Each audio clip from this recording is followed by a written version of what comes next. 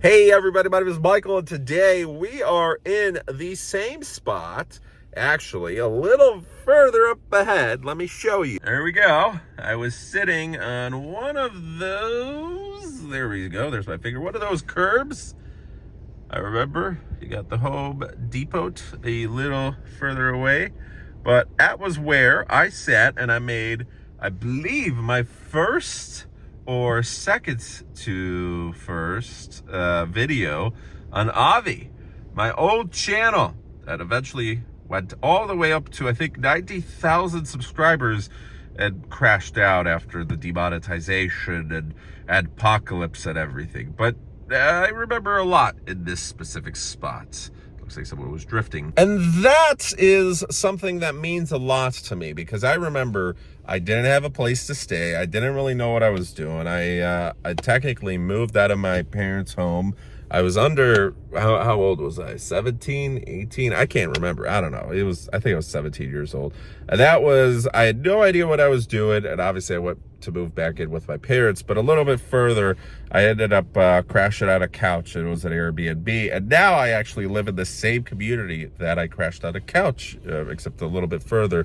So there's these moments where wherever I pass by that specific townhome, apartment, whatever, and I remember, wow, just like, 7, 8 years ago or whatnot, I was in a really terrible position. I had no idea what I was doing with my life. And eventually I moved out.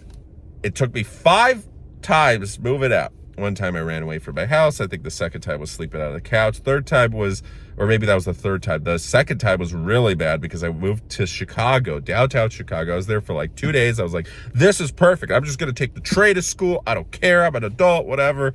And that turned out terribly because I realized, yes, the trades would bring me to school.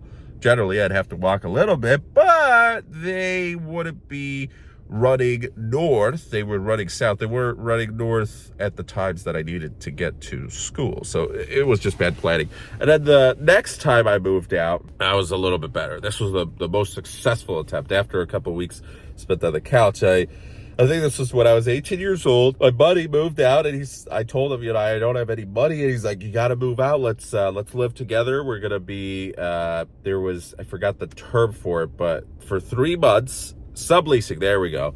It was near Northwestern University in Evanston. There was a lot of foreign exchange students that were coming back to China for the summer break, and then they finished school or whatever, and obviously they were coming back, but not to that specific apartment. And a lot of people just wanted to sublease, break their leases, or hey, I can find somebody who's going to be able to pay at least a portion of it so we don't lose as much money. Obviously, subleasing made sense for them. So what they ended up doing was we got a really good apartment and we split it. It was, 2 rooms, the living room and the 1 bedroom. I was in the living room and I could not care less. It was an amazing experience. I really had fun times back then. You're with a friend and we invited other friends over. We would go to festivals and we barely had any money. I also decided with that same friend to start a marketing company, a digital agency, and that turned out terribly. We did get a couple clients. We ended up losing money after everything was said and done, or I did at least. He bought out my portion and was able to just go on Upwork and find clients and eventually turn it profitable, but it was just too much work. It didn't make sense. The clients we did have, we were targeting the wrong base. We learned a lot from that experience. It was a worthwhile experience, but we certainly could have done something a little bit better. Whoops, that's okay. And then the final time I moved out to Poland. This was like a year later when I was, already 19 years old. And I said, I don't care. Right before I moved to Poland, I went to Poland for a month for winter break. And I was just strolling down the streets and I said, you know what? This is pretty cool. Screw it. Let's just move to Poland. So as soon as I came back, I started planning a little bit, but I went on a plane in April, just 3 months later, with no plans really, like $300 in my pocket. And I bought a plane ticket, economy, through Copenhagen. I got to Poland. I rented a very cheap apartment for like $250 a month from my cousin, and I went for groceries and I ran out of money and I was like, I don't know, am I going to work at McDonald's? And my YouTube started exploding then, or this was right before it started exploding in popularity. I created a crypto channel shortly after, and I had someone who actually helped me with investing in crypto.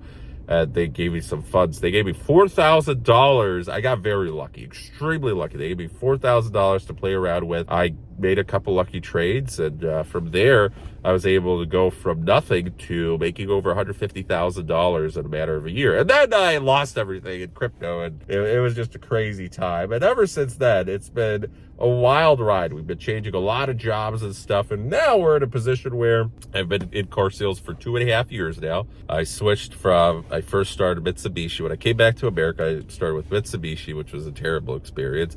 Went to Infinity in the same auto group, learned a lot there, but it was also not the best experience. Certainly learned a lot of valuable, not just for car sales, but a lot of valuable job experience. And now I'm at Volvo. I did go through 4 dealerships to get to, well, 3 dealerships before this 4th one to get to where I'm at right now. I enjoy my team. I enjoy selling a car that I really love. I enjoy a lot of aspects to it. But the one thing, and this is true, even if I was at Lamborghini or any other brand, Toyota, whatever, the instability of car sales, it's seasonal. There's bad months, there's good months. You could have an amazing month and a terrible week, a terrible day, whatever.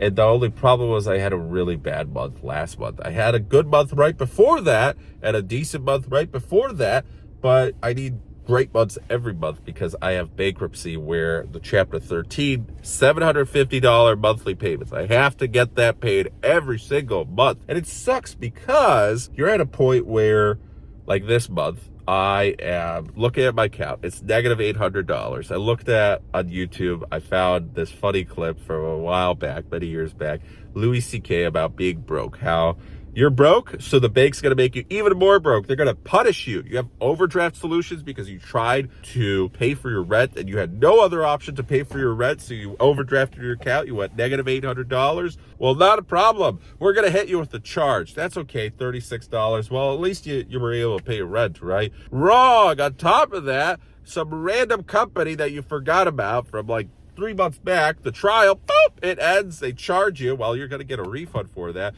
but you just got hit with another overdraft fee. And it's like, oh my goodness. So banks, they don't care. They're going to give you money if you're rich, but they're going to certainly take away a lot of your money if you're going through overdrafts. And this year I probably lost like $600 in overdraft solutions from Chase and PNC, and I turned them off, but these are for emergency situations. But it looks like there's been a lot of emergencies this year. This year has been crazy, and I can't wait to look back upon this year because we're approaching the end of this year. But right now, we're still stuck in the middle of it. Can't look into the past. Can't look into the future. I just have to be in this moment right now. What are the solutions? Well, the solutions for me is selling. I can sell as much as I can, but there's tough times. So I said I will never, ever, ever try and put myself in this position again. And I said that a couple months ago, and here I am. So I decided to start learning new skills. And where am I going with all of this? I've tried marketing, I've tried sales, I've tried a lot of things, and I'm still staying with sales. I love car sales. I hate car sales. I love it. It's a love-hate relationship. The only reason I hate car sales is the instability of it. I wish it was a little bit more stable, because try planning a bankruptcy around that. Well, the bankruptcy doesn't care, because after taxes, it's automatic deductions before that paycheck even hits. I'm negative 800. Well, don't worry. I'm getting a advance because in car sales you get 2 advances and then you get your actual commission check once per month, but after the commissions and everything. So a lot of people who are in the industry, you get advances of $1,000, $2,000, and then whatever you make over that, you get paid in your commission check. Well, if you make under that, you owe money. And for some dealerships, you will actually owe money. For other dealerships, they'll just pay you the minimum wage for the amount of hours you worked. And usually it's well over 160 hours for me, even though I skipped 2 days last month because I was my back got injured. I still worked 183 hours, and I did get a negative $514.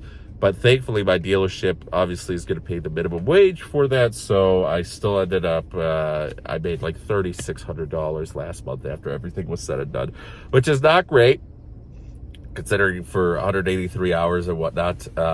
but I got saved because it could have been a lot worse. It could have been $2,800 had I actually owed that money, the 514, which would have been, oh geez. So I'm very thankful at least it's 3650, whatever, instead of 2,800, which would have been a lot worse. But it's not great because after taxes, every paycheck, since there's three, the two advances and one check, the 750 is divided by 3, so 250 from every. So I was expecting after taxes 860 for this advance on the 15th. One's on the 15th, one's on the 30th. Well, that would have made up for the overdraft for the negative account and everything, but whoops! After bankruptcy and everything, I'm going to be $500-ish after that withdrawal. So negative 500. I'm sorry, negative 300 something dollars. And pray that nothing else charges my account, which I've turned off everything I could, but you know, it is what it is. And one time I made a mistake that I knew I shouldn't use the PNC card, but by accident I gave it, and I realized too late, and they charged it. I was like, no, physical therapy, no, and I got a hit, boom, another $34. So yeah, it's been crazy. So where am I going with all this? I love sales, but I need skills. I need skills on top of marketing and sales. That's nice, but there's a lot of instability. So that's why I've started UX. Across all of this, I'm sitting just a little bit further from where I was, and I had no idea what I was doing at that point in my life. I knew I had to come up with something, and by the grace of God or luck or whatever, think space, I don't know. I'm not religious, but something happened. Something happened where it was like a miracle. I won the lottery, essentially.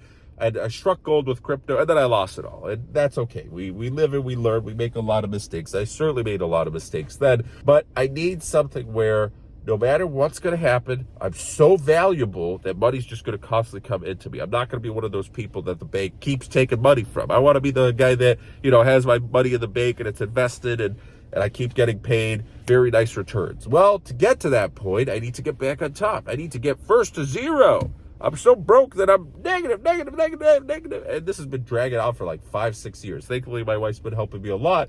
But all it takes is one bad week, and that messes up that month. And that 1 month leads into the next month. And now I have to make up for last month where I'm not going to make it.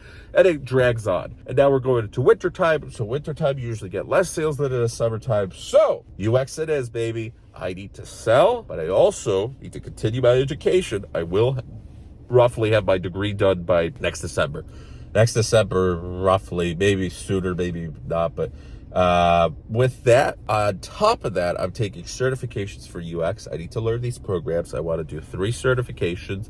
I will complete, hopefully by the end of this year, Google's certification for UX.